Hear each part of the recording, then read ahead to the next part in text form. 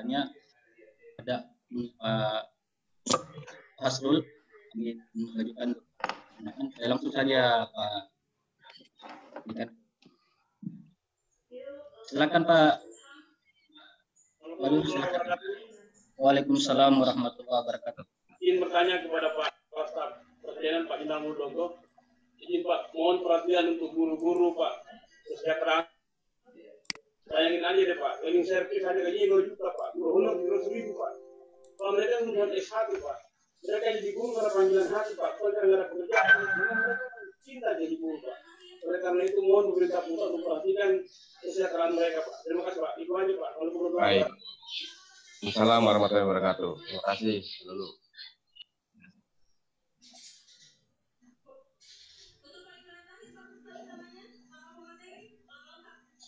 Ya, lanjut.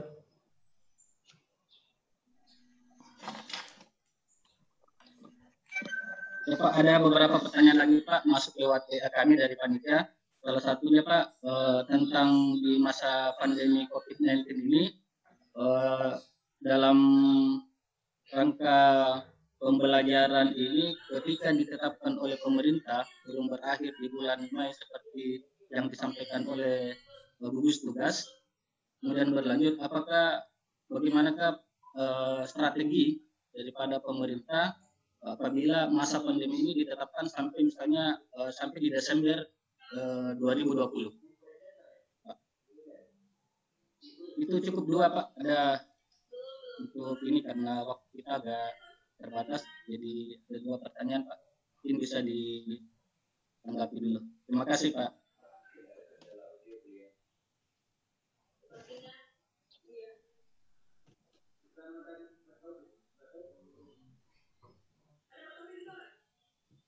Enggak, mohon Pak. Belum ada suaranya Pak.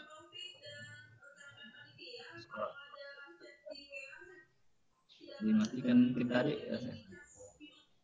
Ya siapa? Iya, oke. Silakan Pak. Oke, ya. Masalah kesejahteraan guru tadi ya, tolong lebih spesifik ya. Hak-hak guru apa saja yang belum didapatkan, sehingga nanti bisa mudah untuk dikomunikasikan ke Kementerian Pendidikan ya. Kalau hanya kesejahteraan guru nanti apa itu yang belum kita tidak tahu. Itu saya pikir nanti lebih detail lagi. Berikutnya strategi pemerintah dalam mengatasi COVID ini. Teman-teman sekalian, kunci dari penanganan COVID adalah setelah ditemukan vaksin COVID-19. Sepanjang belum ditemukan vaksin COVID-19, maka kita memang harus bisa hidup yang bisa menyesuaikan dengan kondisi lingkungan seperti saat ini. Jadi kita harus bisa hidup berdampingan, kita harus hidup berdamai dengan COVID. Maksudnya adalah dalam kehidupan kita yang seperti ini, kita harus pandai untuk menyesuaikan.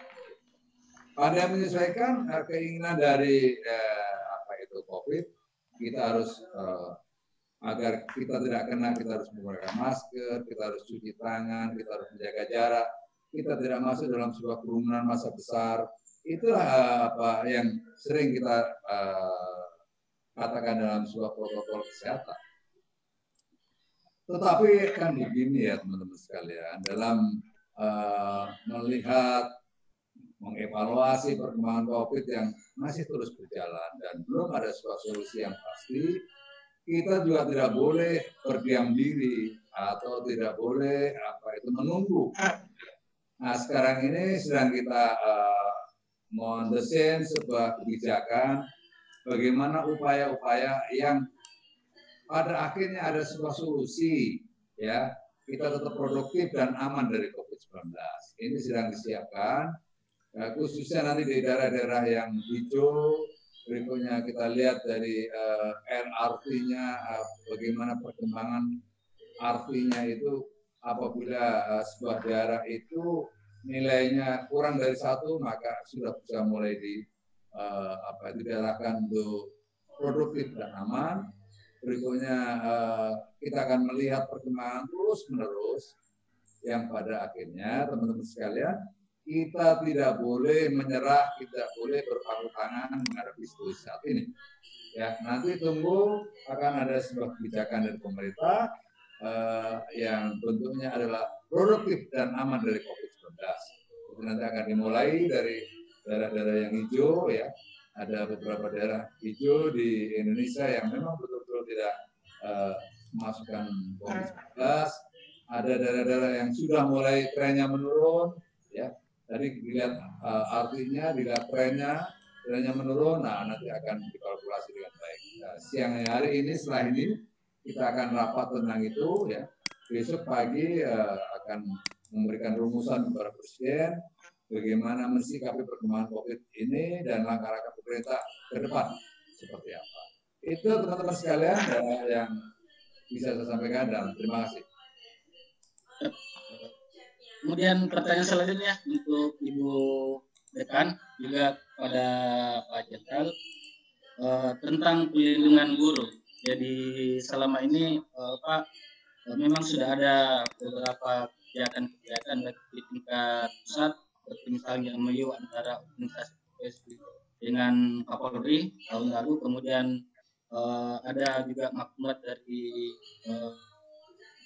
Kejaksaan Agung tentang pelindungan guru, tapi itu hanya sebatas di perjanjian saja. Kenyataan-kenyataan yang ada di daerah itu, bahkan teman-teman guru di selatan ini ada hanya karena permasalahan misalnya disuruh masuk ke masjid untuk sholat, sudah karena di Jawa itu sudah diadukan ke pihak yang berwajib begitu. Ini banyak sekali yang terjadi, Pak. Ini ada beberapa teman, mungkin bisa kembali dikaji tentang undang-undang guru dan dosen, kalau bisa lebih dispesifikkan tentang undang-undang pelindungan guru itu.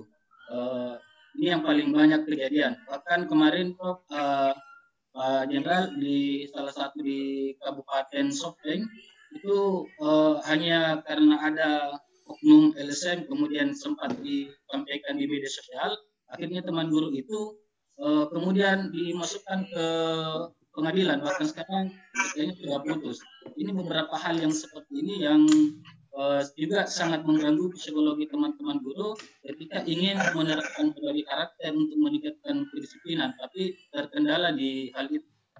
Itu pertanyaan dari teman lewat WhatsApp diberikan kepada Pak Jenderal dengan Ibu Dekan.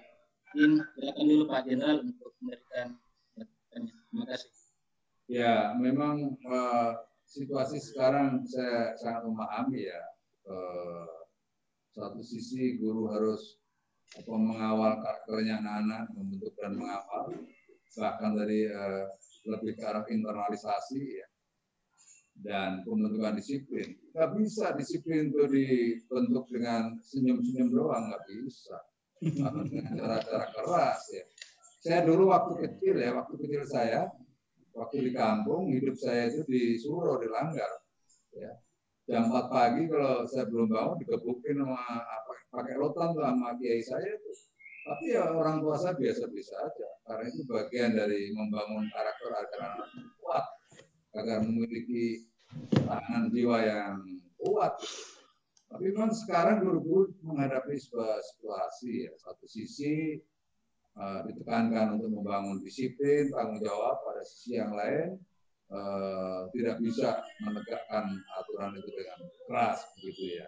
Tapi saya juga ingin menggarisbawahi bahwa ada definisi tentang keras dan apa itu kasar, ya.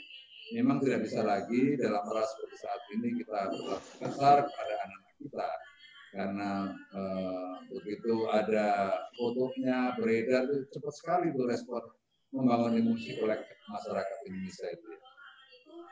Nah, kadang-kadang masyarakat Indonesia juga nggak konsekuen, ya. Satu sisi ingin membangun disiplin nasional yang kuat, membangun karakter yang kuat. Pada sisi yang lain ada kejadian kecil begitu diekspos kemudian. Memang sekali lagi terhadap situasi ini saya mantan prajurit juga prihatin, ya, karena kita itu juga dibentuk itu tidak ada yang lemah lembut, gitu, ya. Tidak ada yang dengan cara-cara yang lemah lembut, senyum-senyum aja untuk membangun sebuah disiplin. No, tidak bisa. Saya pikir memang guru harus bisa berposisi sekarang ini dengan baik. Ya. Pada sisi yang lain itu bisa membaca emosi masyarakat, ya. Tapi intinya tadi tuh, bisa membedakan antara bersikap keras dan bersikap kasar. Ya. Kalau kasar supaya dihindari, tapi kalau bersifat keras boleh menurut saya ya memberikan tindakan-tindakan yang mendidik kepada anak-anak di sekolah menurut saya ya oke lah gitu ya. Kalau enggak nanti terus bagaimana gitu ya. Berikutnya undang-undang ada undang-undang perlindungan guru dan dosen itu ada itu undang-undang nomor 14 tahun 2005 ya. Kalau memang diperlukan sebuah aturan baru, saya pikir ada banyak yang asosiasi tentang guru ya.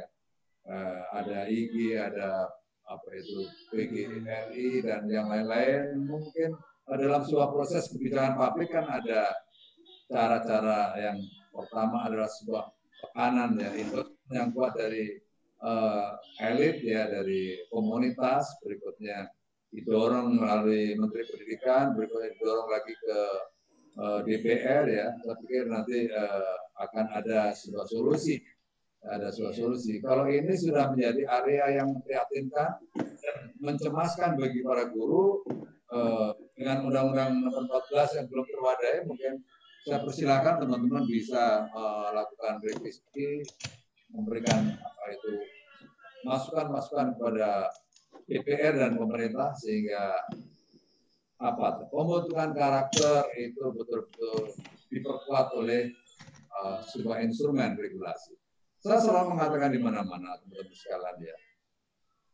Beda antara demokrasi dan anarkis itu sungguh sangat tipis. Ruang demokrasi yang berlebihan ada kecenderungan seseorang menuju ke anarkis. Agar itu tidak terjadi, maka demokrasi harus dikawal oleh sebuah instrumen yang kuat dan harus dijalankan law enforcement. Itu sering saya katakan, coba kita lihat patung Liberty ya, patung Liberty di Amerika. Satu sisi ya, tangan kanannya mengangkat itu apa api kebebasan yang setinggi-tingginya. Tapi lihat dengan baik, cermati. Pada tangan kirinya ada pegang konstitusi erat-erat di dadanya. Maknanya apa? Sebuah demokrasi harus dikawal oleh sebuah instrumen perundang-undangan, konstitusi dengan sebaik-baiknya. Itulah kira-kira teman-teman sekalian, agar Anda semua jangan juga terlalu cemas, tetapi ingat bahwa misimu adalah tidak saja membangun anak-anak Indonesia pintar, cerdas, berinovatif dan seterusnya, tetapi juga memiliki karakter yang kuat. Tanpa karakter yang kuat itu tidak mungkin seseorang akan menjadi seseorang yang hebat. Demikian yang bisa saya sampaikan. Terima kasih. Terima kasih. Selanjutnya Ibu Dekan, Ibu Prof bisa memberikan. Baik, terima kasih Pak Jenderal. Tadi saya kira Pak Jenderal sudah mengelaborasi bagaimana negara memberikan perlindungan melalui instrumen hukum. Ya, karena bagaimanapun juga negara kita negara hukum, ya sandarannya adalah hukum. Oleh karena itu di dalam pelaksanaan hukum ini tadi yang juga Pak Jenderal sudah tegaskan, itu harus ada konsistensi, harus ada ketegasan. Ya, jadi ketika kita misalnya memberikan respon terhadap sikap murid kita atau mahasiswa kita yang dianggap melampaui apa yang menjadi standar yang telah kita tetapkan. Nah, itu kita kan pertama harus mendekati secara kekeluargaan. Jadi guru itu diharapkan bisa menjadi orang tua. Jadi tidak bertindak seperti lawan begitu ya. Jadi apalagi di pendidikan dasar. Kami saja di kampus, mahasiswa saya pernah menjadi izin Pak Jenderal, saya sebelum dekan menjadi wakil dekan bidang kemahasiswaan yang menangani mahasiswa. Itu sering sekali kami berhadapan dengan mahasiswa, ada yang suka minum, ada yang macam-macam karakternya. Nah, tetapi kemudian saya melakukan pendekatan dengan bertindak sebagai orang tua. Tapi tetap saya hukum. Kalau sudah melampaui standar yang telah kita tetapkan gariskan tadi, kita beri peringatan, ya 1, 2, 3, dan kemudian kita implementasikan law enforcement ya dengan konsisten. Akhirnya itu berubah, ada perubahan perilaku dari murid kita. Nah kemudian begitu juga siswa terhadap gurunya. Ini kan makanya miris kita mendengar atau membaca berita, ada guru yang dipukul, ada guru yang dianiaya oleh siswanya. Ini satu hal yang sebenarnya kejadian seperti ini tidak terjadi di masa lalu begitu. Justru guru yang biasanya menindak tegas kepada siswanya. Sekarang kenapa justru murid yang kemudian melakukan tindakan-tindakan yang tidak terpuji pada gurunya. Nah mungkin ini tadi, makanya kita nih guru harus menjadi seorang figur gitu, yang patut digugu kalau orang di Jawa, patut diteladani. Kita harus memperlihatkan sikap-sikap, jangan juga kita yang selalu bersikap emosional yang lebih awal menanggapi sesuatu. Nah ini karena karakter-karakter yang terbentuk ya, kadang-kadang misalnya karena kan ini kan kita berasal dari latar belakang budaya yang berbeda. Ya, pendidikan yang terbentuk dari keluarga, dari masyarakat yang dipengaruhi oleh situasi-situasi seperti itu yang kemudian melahirkan satu respon yang berbeda terhadap satu sikap. Gitu ya. Nah, karena itu yang paling penting adalah yang jelas bahwa undang-undang sudah memberikan perlindungan. Ya, dalam tadi sudah disinggung oleh Pak Jalan 14/2005 itu ada pemerintah daerah, masyarakat, organisasi, profesi, satuan untuk pendidikan wajib memberikan perlindungan terhadap guru, wajib. Nah, kalau wajib itu kan ada konsekuensi yuridis yang dilahirkan kalau itu tidak dilakukan. Nah, oleh karena itu jaminan ini tadi memang yang ditanyakan bagaimana implementasinya. Nah, inilah yang harus kita komunikasikan dengan baik. Ya, kadang dibentrok dengan undang-undang perlindungan anak. Iya, jadi undang-undang perlindungan anak itu pada anak, gitu ya. Ya, nanti pada guru juga ada gitu.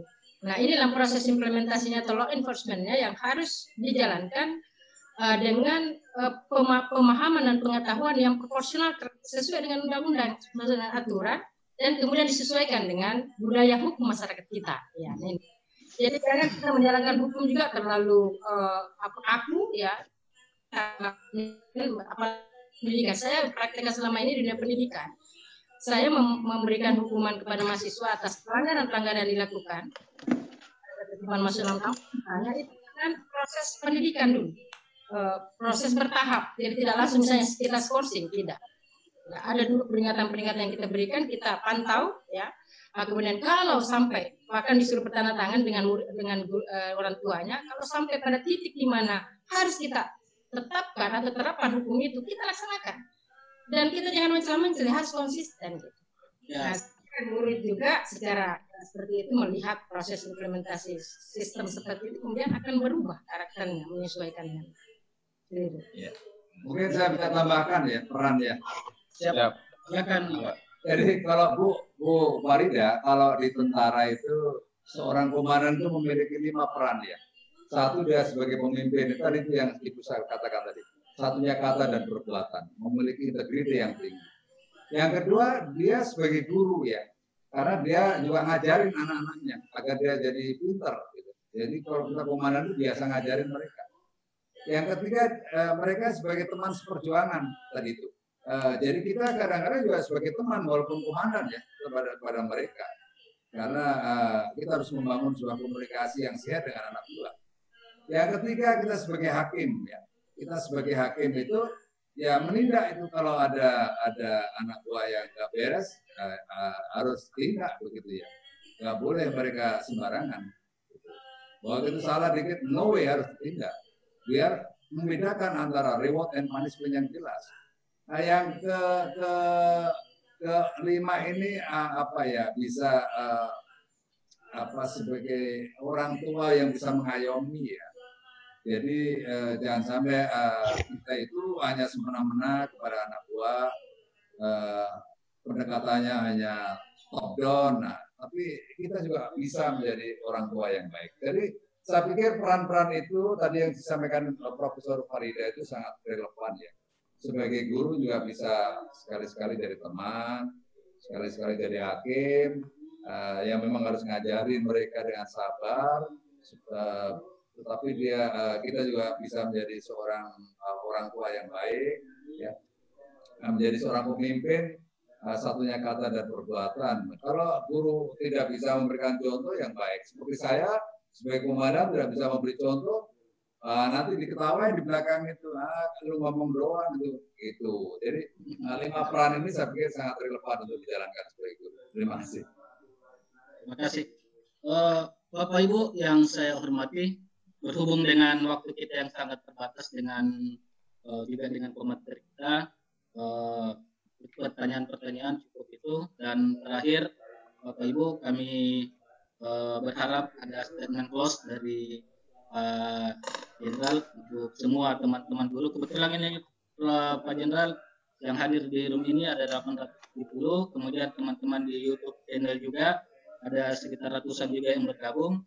Dan yang bergabung ini bukan cuma dari Selatan, Pak Jenderal, tapi dari berbagai, dari Kalimantan dan Jawa, teman-teman Ikatan Guru Indonesia yang berada di daerah provinsi lainnya juga turut bergabung.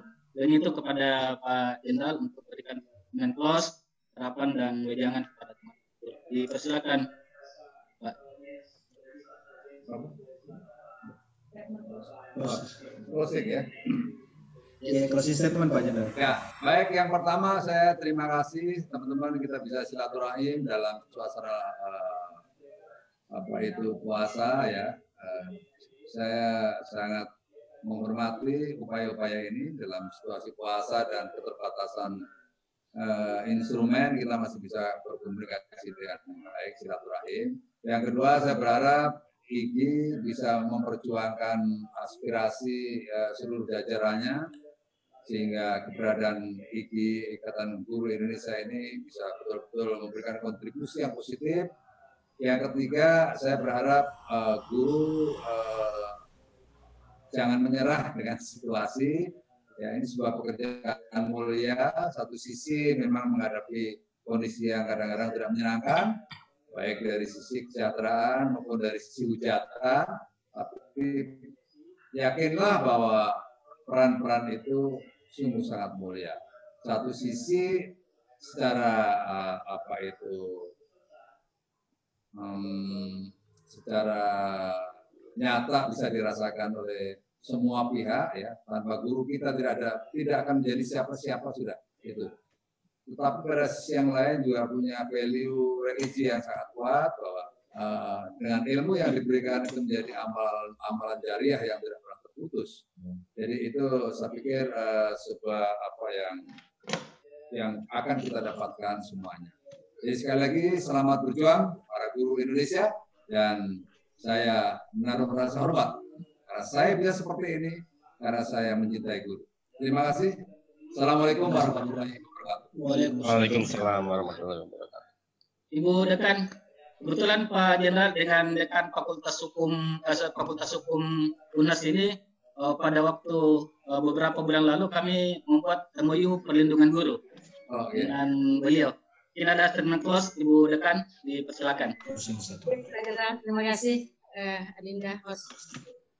Ya, tentunya sama dengan Pak Jenderal, kita berharap guru ini adalah diplomat dalam proses bersinergi dengan keluarga dalam proses pendidikan anak yang nanti juga bertumbuh menjadi sebuah pendidikan karakter yang baik. Karena pendidikan ini meng-hire 2 hal, pertama itu peningkatan intelektualitas dan kemudian pembangunan karakter yang bisa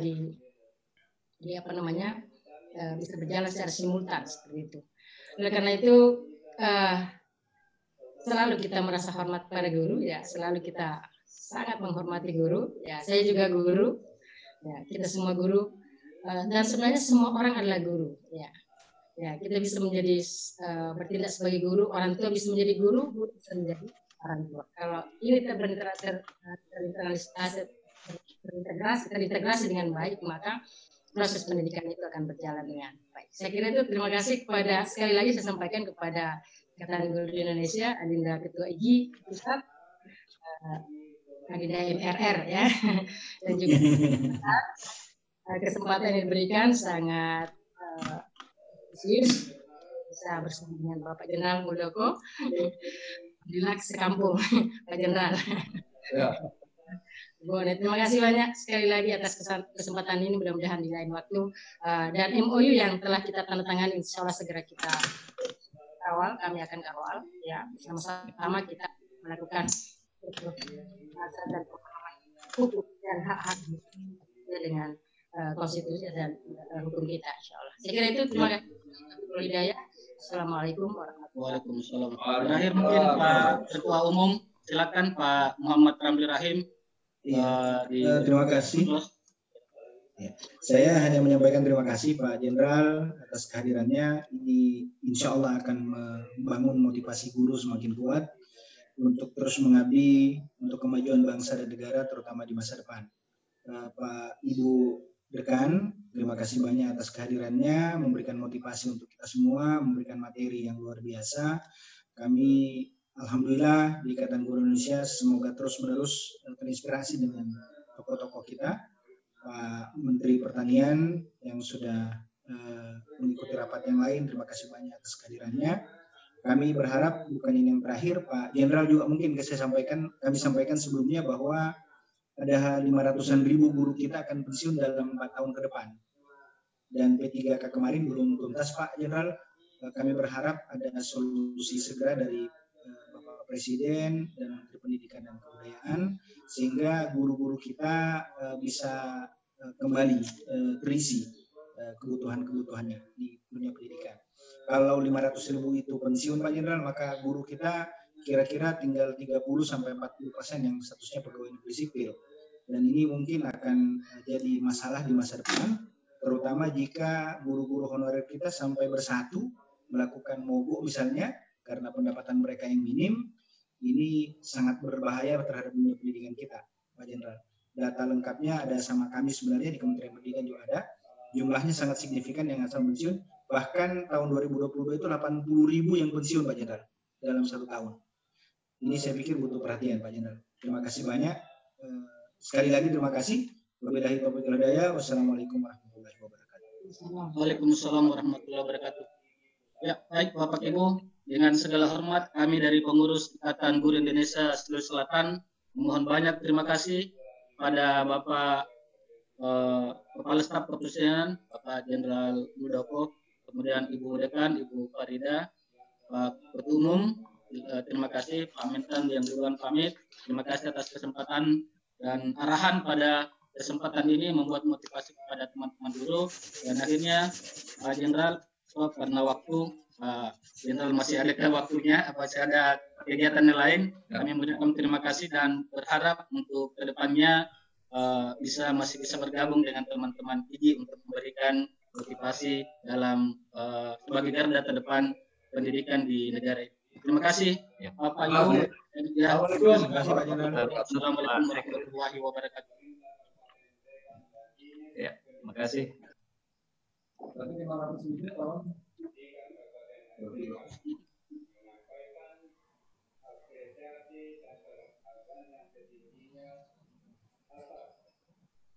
Terima kasih Bu Prof. Ya, baik, terima kasih. Ya, terima kasih Bu. Nanti kami mengajak untuk melakukan menindaklanjuti nanti.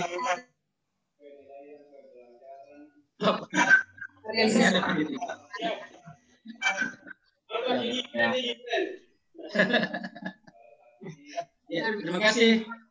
Dibaca menanti tindak lanjut dari MOU. Ya. Terima kasih Pak. Ya, terima kasih. Ya, seperti itu ya. Terima kasih. Assalamualaikum warahmatullahi wabarakatuh. Warahmatullahi wabarakatuh.